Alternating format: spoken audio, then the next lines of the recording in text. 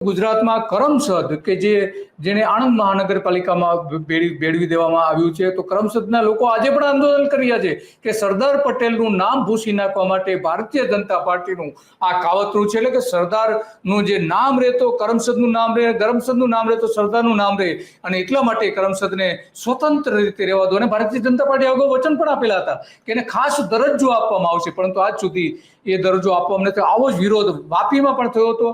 વાપીમાં મહાનગરપાલિકા જે સમાવવા માટે 11 ગામના લોકોએ વિરોધ પણ કર્યો હતો. જાહેરમાં રેલી કાઢી હતી, આવેદનપત્રો આપ્યા હતા, ઠરાવો ગ્રામ પંચાયતો પસાર કર્યા હતા. તો આવા બનાવો ત્યાં પણ બને છે. માત્ર ત્યાં જ નહીં, વડોદરામાં પણ આ જ રીતના પણ વિરોધ થયો હતો.